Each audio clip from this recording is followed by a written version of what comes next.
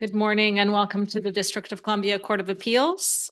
We have one case on the calendar this afternoon. It is 24 CV 226, Larry KLAYMAN versus ELHAM SATAKI et al. Counsel, when you're ready.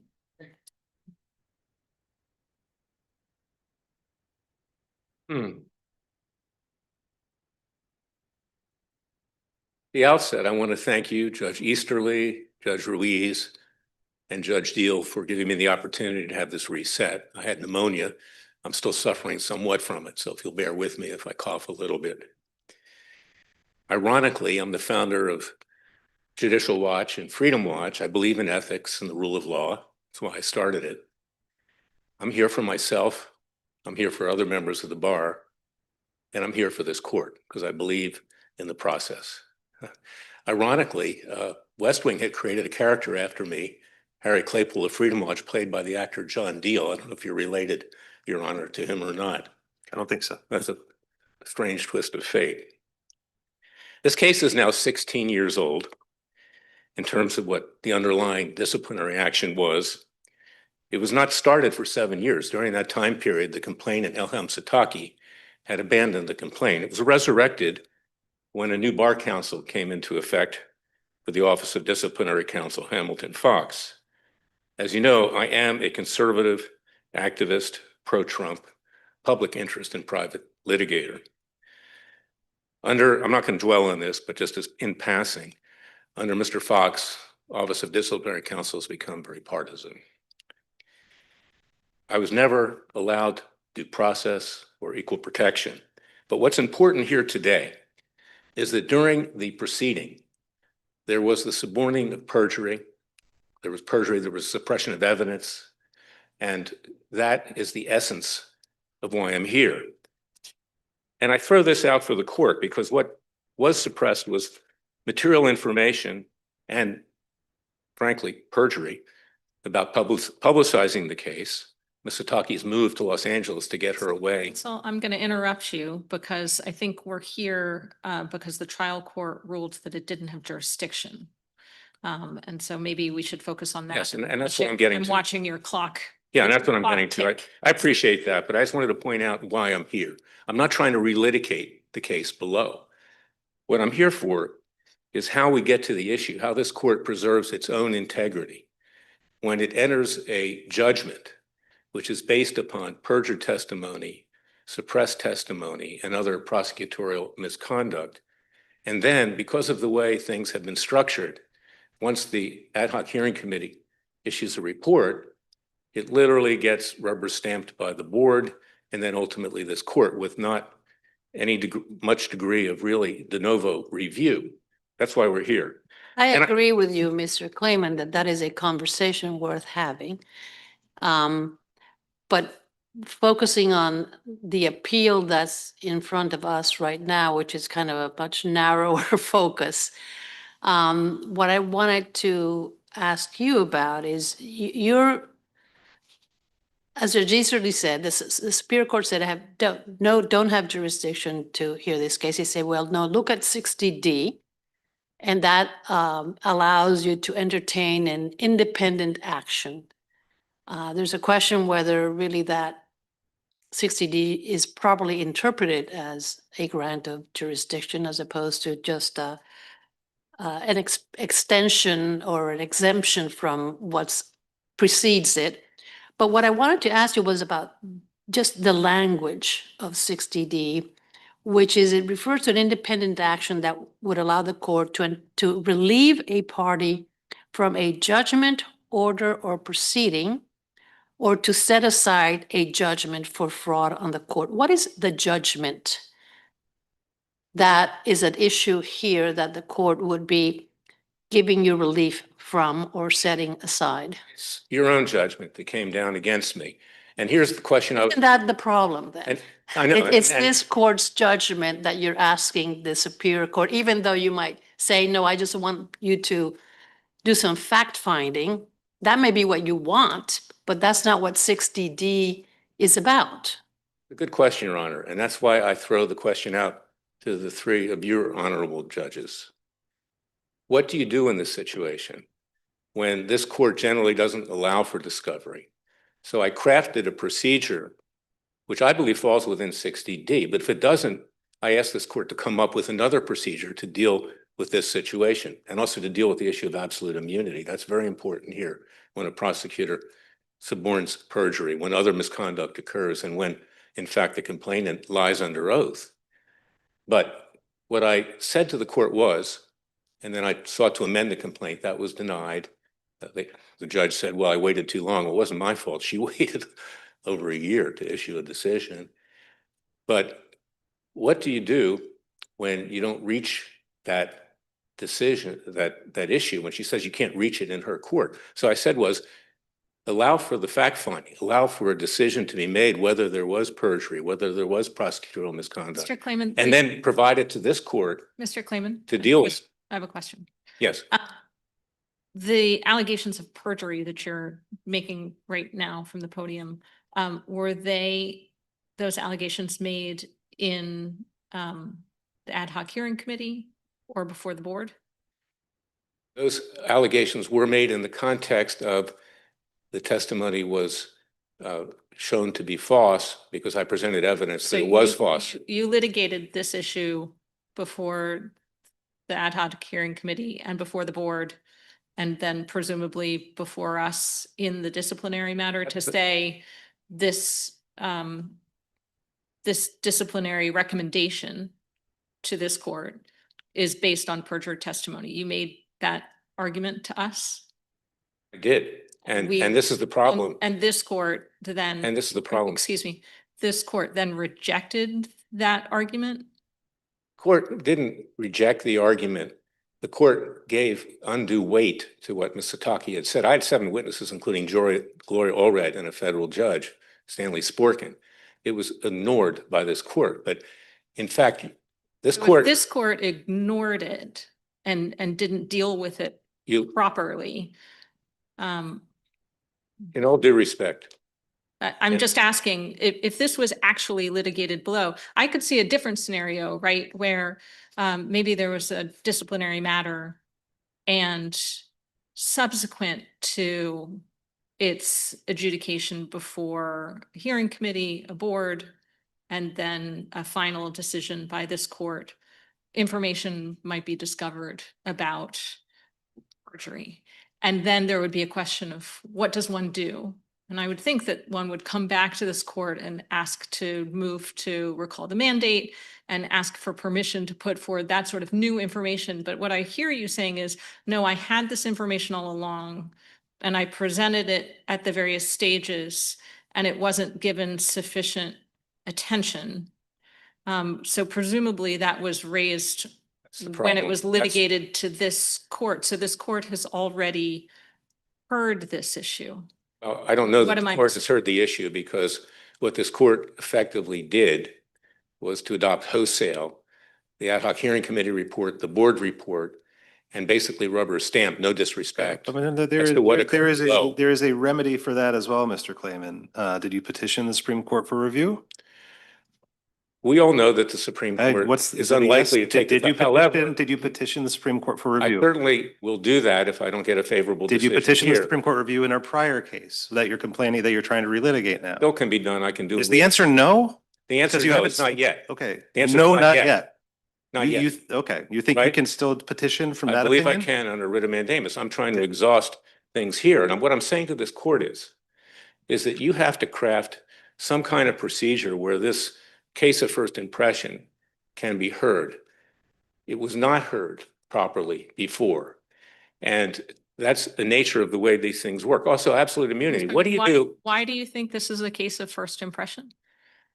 Because the situation is Certainly never. we've had cases where individuals who have been disciplined by this court have said that witnesses were lying in disciplinary proceedings. That happens with some frequency. Because you didn't take it up in all due respect. And I'm not saying you were the judges that were sitting on that decision, but it wasn't taken up. It was given. Your position is that it was fully presented to this court on appeal, that witnesses were lying and that you had proof and that you either said, here's the evidence that I presented in the to the board or the hearing committee, or I was precluded from presenting certain evidence, but it's lodged and here it is, you can look at it, that's how it was Whether- litigated? Because if that's the case, then this court looked at it and a decision was made, and this panel can't second guess that. You didn't look at it. Certainly, a superior court judge couldn't second guess Well- that determination. Mr. Clayman, could you clarify something for Yes, me? Your Honor, respectfully.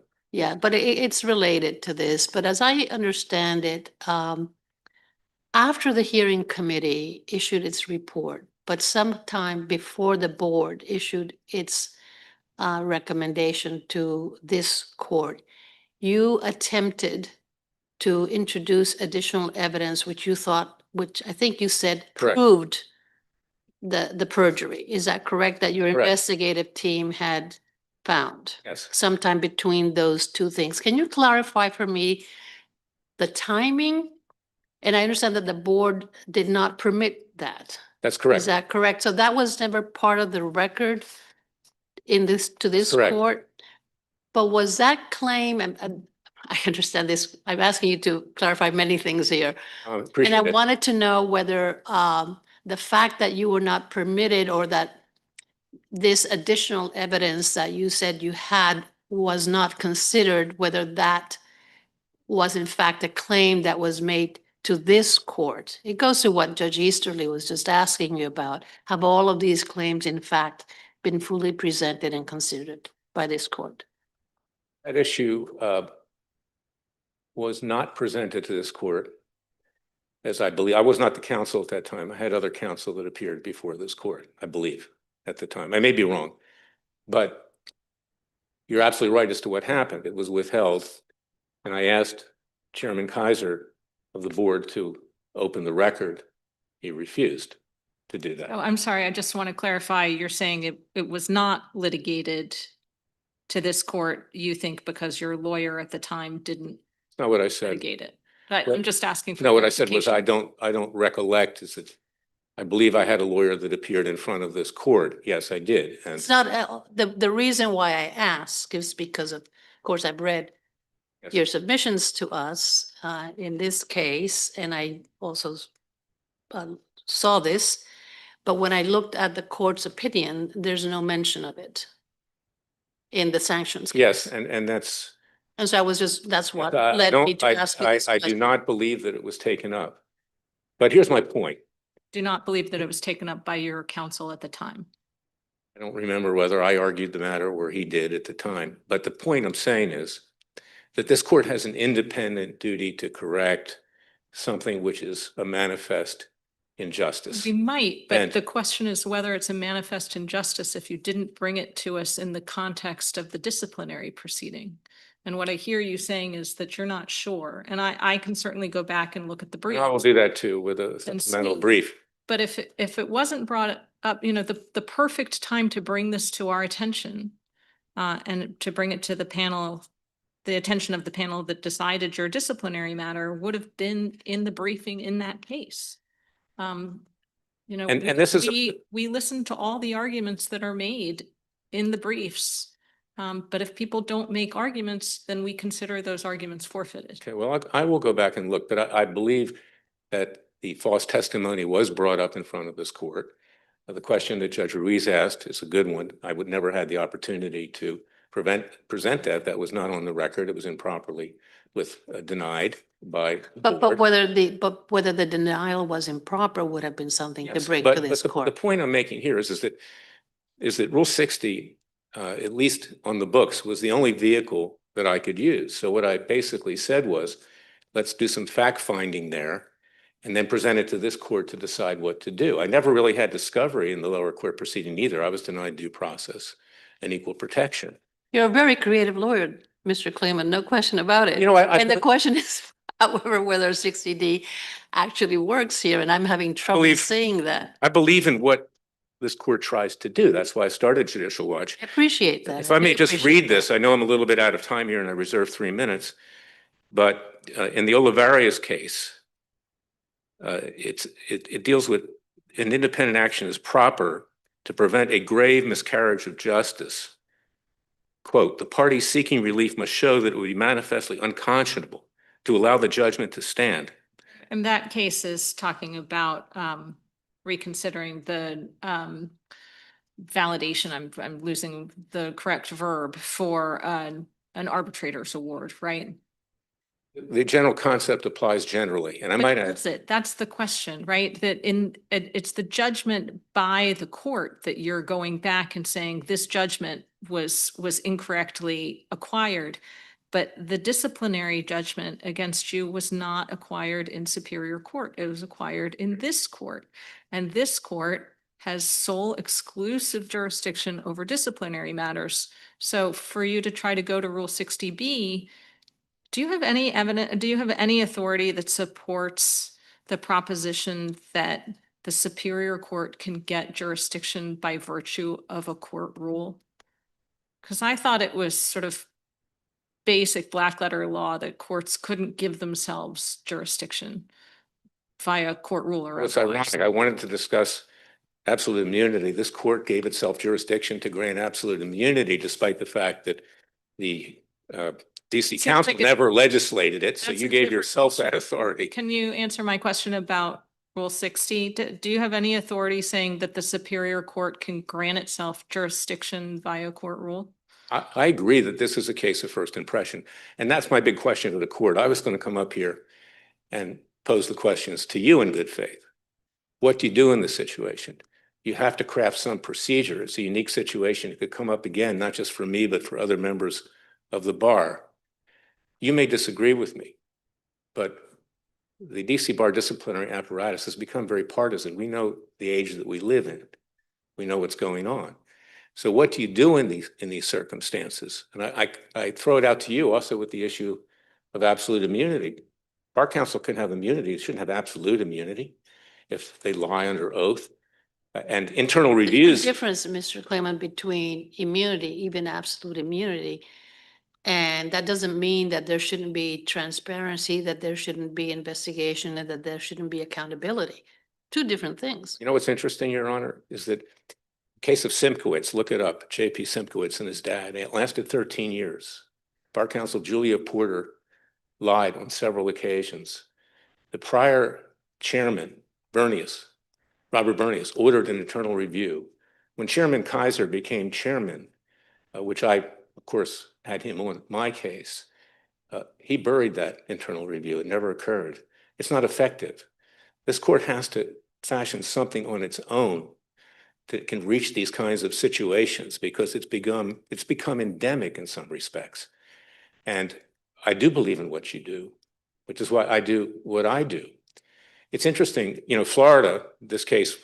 Counsel, Well, you're out of. If I may add time. one quick If you would thing. like to make some concluding Yeah. remarks, and then we'll give you some time. I will, yeah. Great. Florida, where this case had an effect, reciprocal discipline. I've not been suspended in Florida because of what happened here. I've had a perfect record in Florida for the last 15 years. Now I'm suspended for 24 months. That knocks me out of being a lawyer. That's the damage that's been done here. And the DC Bar disciplinary apparatus knew that was going to happen. They collaborated with counsel down there. But Florida Supreme Court has held, and you need to do this too. You need to consider it. Florida Supreme Court has held another case, and I'll give you that cite in a supplemental brief with answering your questions, is that when there's a manifest injustice, a court can always correct it. And it can do so because it's the right thing to do. Florida Supreme Court has said that, and unfortunately they didn't do it with me.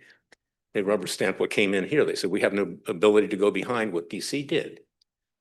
But this is the problem. So I throw this out, Your Honor, and I'm concluding, and I'll use my 3 minutes later, is that we need to come up with a procedure. Can I file a proceeding here rather than in Superior Court? Can I do that? Will you grant discovery so we can get into this?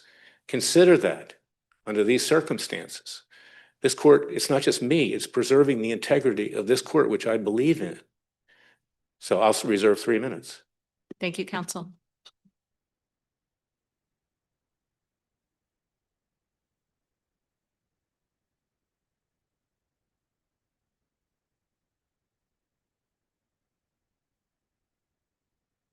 Good afternoon, and may it please the court. Samantha Leff on behalf of the bar defendants. I'll be splitting my time today with Ms. Sataki's counsel, Ms. Green, and I would like to reserve 5 minutes for my co-counsel. This is just looking at Mr. Clayman's brief in the disciplinary matter and looking to see if he made allegations that he had been precluded from presenting evidence of perjury or fraud. Not, if that's not, I see arguments about bias and I see arguments about alleging that, well, I'll quote, Ms. Sataki's lack of credibility must be addressed. But it seems to me that in his brief, he made the arguments he wanted to make about Ms. Sataki's credibility and about the bias of the board. Is that your recollection of what was litigated in that matter? It's precisely correct, Your Honor. And to just add on top of that, Mr. Clayman argued this case in the prior appeal and made significant argument both about the suppressed evidence and the credibility of Ms. Sataki's testimony, which this court. So he made arguments about suppressed evidence at oral argument, but did he brief that? I'm reading very quickly, so He did brief it, I believe, and it was addressed in the court's opinion on page 596. The court acknowledged Mr. Clayman's argument that he attempted to provide the board with evidence of a video that he claimed was a smoking gun. And although Mr. Clayman argued in passing in his brief that the board's ruling was incorrect, he did not address it substantially. And this court held that because the issue had not been adequately presented for its review, it declined to address it. But that was not because Mr. Clayman had failed to address it at all. It's because he insufficiently did it before. thank you. This is not a case of first impression. This is not Mr. Clayman's first bite at the apple. It's not even his second. This is his 12th suit regarding the suspension of his license to practice law in DC, all based on similar allegations of political motivation and bias in the disciplinary proceedings leading to his suspension. This is not even the first time that this court has heard these contentions from Mr. Clayman. In Enri Clayman 20-BG-583, which in the words of the complaint is a continuation, this action is a continuation of, this court heard the same allegations of fraud and prejudice from Mr. Clayman, considered the evidence, and made determinations resulting in his suspension. At this point, he's bitten the apple to the core, and the Superior Court made no mistake in throwing that core out with prejudice. The Superior Court dismissed Mr. Clayman's complaint for 2 independent reasons, both of which were correct and either of which is sufficient for affirmance. First, the Superior Court lacked subject matter jurisdiction over Mr. Clayman's claims. And second, even if Mr. Clayman could get past that threshold defect, which to be clear was fatal on its own, his complaint fails to state a claim upon which relief can be granted. What I hear Mr. Clayman saying is kind of appealing to like a rule of necessity. He's saying, okay, during his argument, you did not hear us discussing subject matter jurisdiction that much. It was more of there's got to be somewhere I can go. So let me ask your views about that. Let's say after we issue our decision, suspending somebody, after the time for petitioning en banc and for petitioning the Supreme Court have passed, they stumble upon a smoking gun. Aha, here's the videotape of the Cloak and Dagger meeting where they all said they were going to make up evidence against me and kind of contrive a false witness to disbar me. Where do they go with that? What's their remedy? Because I take his principal point to be there has to be something.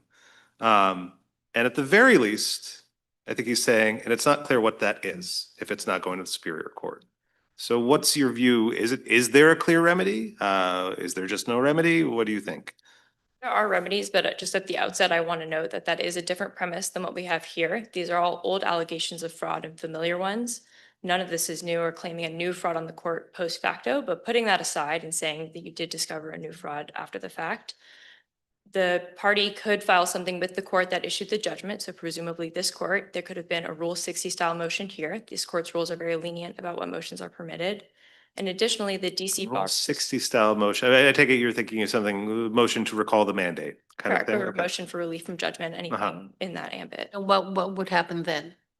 This court could exercise discretion and review what is being argued. The DC bar rules also contemplate under Rule 11, subsection 19B, options for filing complaints.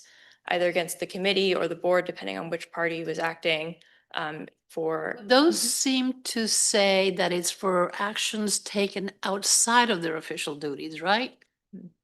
So how does that work here? To the extent that the party is alleging fraud and alleges it in a well-pleaded manner, that would be outside the scope if an official was being fraudulent. And so that's. So even though it wasn't as part of, even though they were doing it in the course of a disciplinary proceeding, to the extent that they are doing it in an unlawful way, it is no longer considered part of their official duties? Certainly, there are ways to act outside the scope of your duties, even when you're within the nested set of an official setting.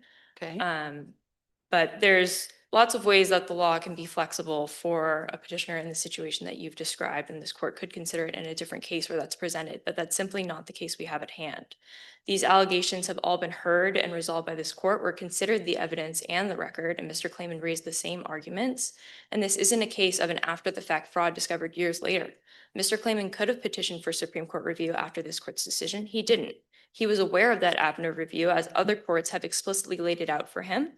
In a DDC case, the district court explicitly told Mr. Klayman that he may appeal a final decision of this court to the United States Supreme Court when he challenged a temporary suspension from this court in the DDC. I should have asked this at the outset. Are you both dividing your time in a sort of on a topic matter way? You know, are you covering some things and she's covering some things? I'm covering lack of subject matter Okay. jurisdiction and failure to state a claim. I believe Ms. Green is also covering those issues with a different focus on certain aspects. All right, I just wasn't sure if I wanted to pose questions to individuals based on topic matter. Okay, it sounds like you guys have some overlapping coverage then. Okay. It's undisputed before this court that this court has exclusive, and it was undisputed below that this court has exclusive and original jurisdiction, over matters of attorney discipline. And Mr. Klayman's complaint explicitly says that this is a continuation of in reclaiming, which certainly was a matter of attorney discipline, and the relief sought is vacature of this court's suspension order. But he then backed off of that, right? Sorry, even if you accept his new request of relief, which is not represented in the complaint, of seeking to conduct discovery and a trial to set the record state, that's still effectively retrying his suspension in a matter of attorney discipline being taken from the form of exclusive jurisdiction to a court that's simply not contemplated as part of the attorney discipline system. And putting aside for a moment that the subject matter of attorney discipline is within the exclusive control of this court, Mr. Klayman, the defendants that are in this action also lack authority to provide the relief that Mr. Klayman ultimately seeks, which would be reinstatement. Many of the bar defendants, such as Matt Kaiser, are no longer affiliated with the disciplinary process or serving any role on the board, on a committee, or in the office of the disciplinary counsel. In a different suit where Mr. Klayman again challenged his suspension, the federal court affirmed the dismissal of Mr. Klayman's claims against Matt Kaiser on mootness grounds for this very reason. And certainly Ms. Sataki, Mr. Klayman's former client, has no authority to reinstate him. So counsel, if you're splitting your time, you're over at this moment. So if you want to wrap up. Sure. Get to the end here. Today, Mr. Klayman stated that he was never allowed due process, but simply put, no one has had more due process than Mr. Klayman. These allegations are stale. This court has heard them and heard them in full. There's no reason to remand, and we respectfully request affirmance. Thank you.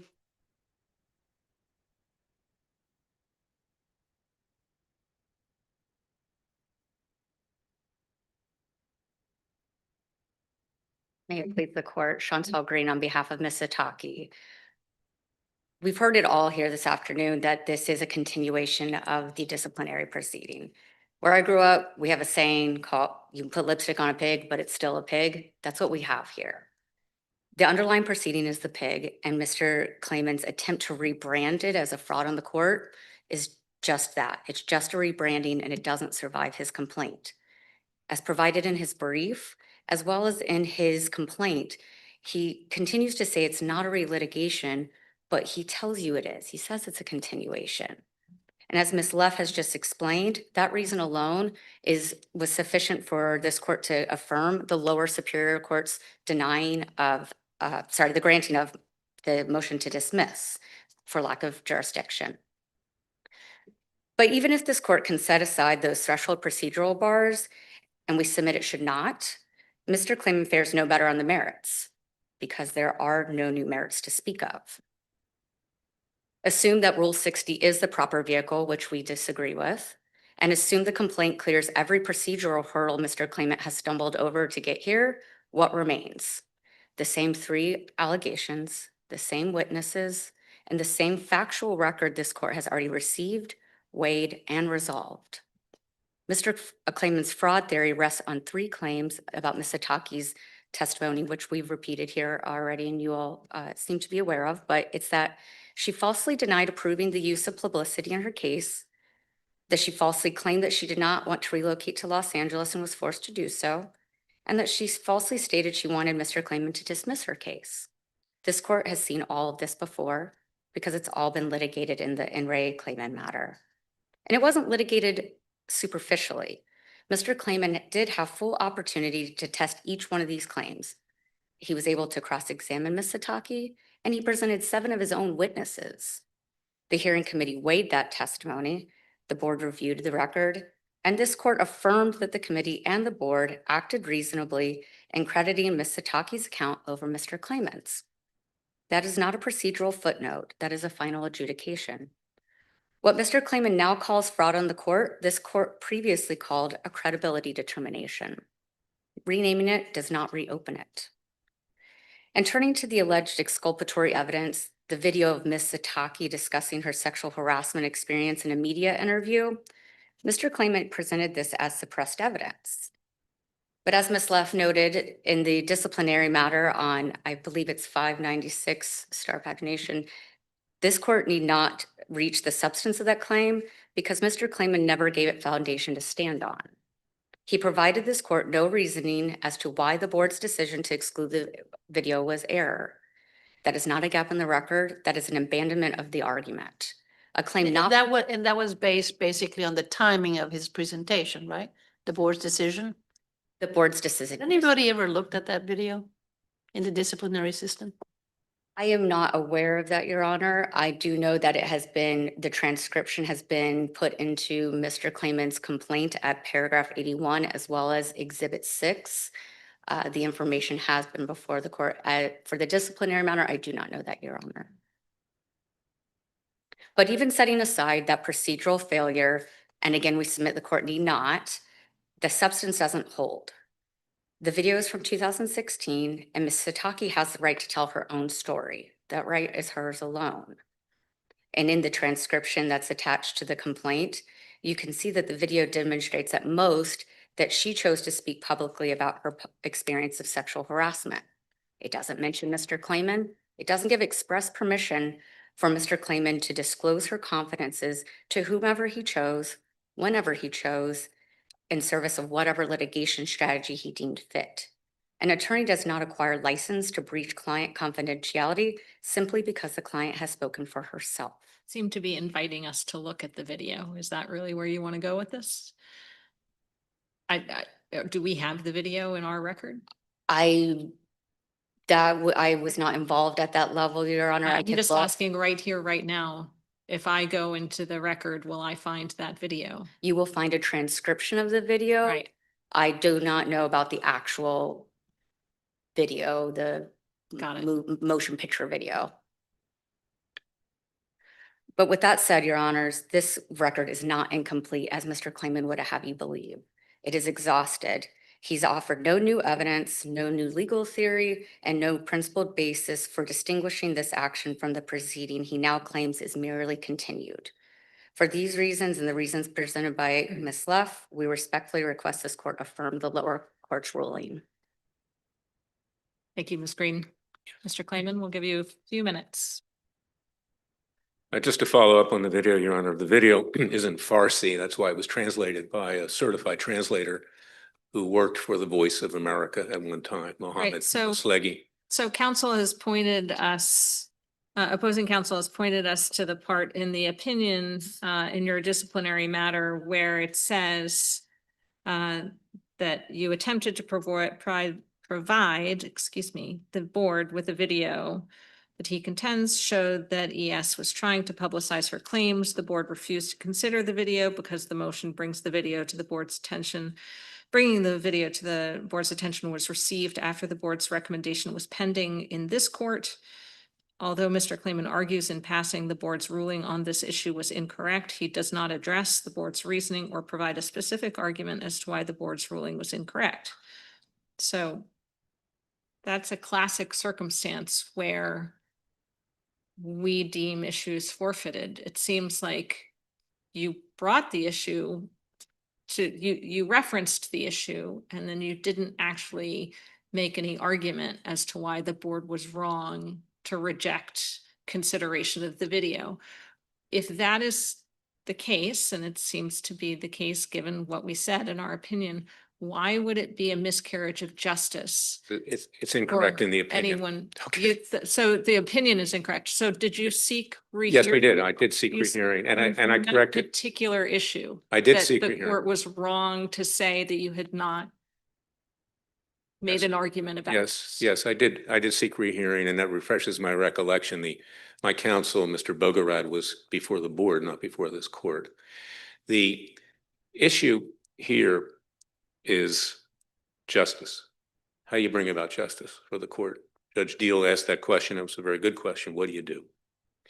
And that's the ultimate goal, not just to myself, not just for other members of the bar, but of this court. The fact is that if Your Honor finds that there isn't jurisdiction, and I believe there is, and you can order that. In fact, it was conceded by Ms. Luck, I guess your name is, that you could file the equivalent of Rule 60 here. Then I would ask. In this court. That's what she just said, yeah. I kind of fell off my chair, but I believe she's right. That you could in fact entertain this yourself. So if you allow me to file a Rule 60 here, there's still an active proceeding here. We can delve into these issues in the interest of justice. Now, the other thing I want to discuss in my final. There are competing interests, Mr. Klayman, such as the finality of judgments, resource constraints on courts that often weigh heavily against, one proceeding where a final judgment is issued, you've had a chance to ask for en banc rehearing. We apparently said no. You had a chance to petition the Supreme Court for review. You apparently took a pass. You can say, well, the interest of justice, I was wronged. I mean, that usually doesn't work. You have your one shot. Sometimes the system lets you down. Sometimes things don't go your way, even when you are absolutely right. I don't know, but that was the process. That was your process. That was your opportunity. It seems like you've lost. And if you're right that, well, I get to bring it back up, why not everybody else too? Why? It's not everybody else. It's me. It was a significant miscarriage of justice. And if Your Honor can go back into the record, you'll see why it was a significant miscarriage of justice, which has resulted. Let's just back, I mean, for any litigant who alludes to an issue and says, this evidence wasn't properly considered, but doesn't explain to us why in an appeal, and thereby forfeits the issue, you think then we should say, but never mind that forfeiture, never mind that we rejected it in a petition for rehearing, never mind that he didn't seek Supreme Court review. Now, however many years later, we issued our opinion in your disciplinary case in 2022. Now we should let him reopen this, even though he didn't litigate it fully when he Here's had the the problem. opportunity to litigate it before us. Good I'm question. just trying to understand. Here's the what question. Now, let me make it, would be let me try fair. to make it more clearer or whatever. Fact is that I did raise these issues. The fact is because this court has a presumption that it accepts what the board recommends, who then has the presumption they accept what the ad hoc This hearing isn't commission. about the It was presumption, never Mr. Klayman. properly considered by this court. This is about this court's determination that you actually hadn't made an argument Did. about why the video was improperly rejected by the board. And then you, apparently, I haven't had a chance to read your rehearing petition, either didn't raise that in your rehearing petition, or you did and called our attention to that, and we rejected that argument at If, that juncture, if, and then you didn't seek Supreme Court review. And so now you'd like this panel to reopen. does Your Honor honestly think the Supreme Court's going to have a writ of certiorari on this? No, to take that up. And I still have the option of going there under mandamus. I still do. What I'm saying to you is, if you make a mistake, you have an obligation to correct it. I don't care where, when, or how. What was the mistake? The mistake is that you, in this particular instance, did not allow that to be in front of the court. Okay, in one manner, Was shape, not or form. Considered The video. in terms of, Yeah. okay, so okay, so tell me now in 2 sentences what that video will show that will say, would make our, Yes. hair stand. on Video end. will show that she's discussing personal information about what allegations of sexual harassment mean to people from Iran, that they take it as rape.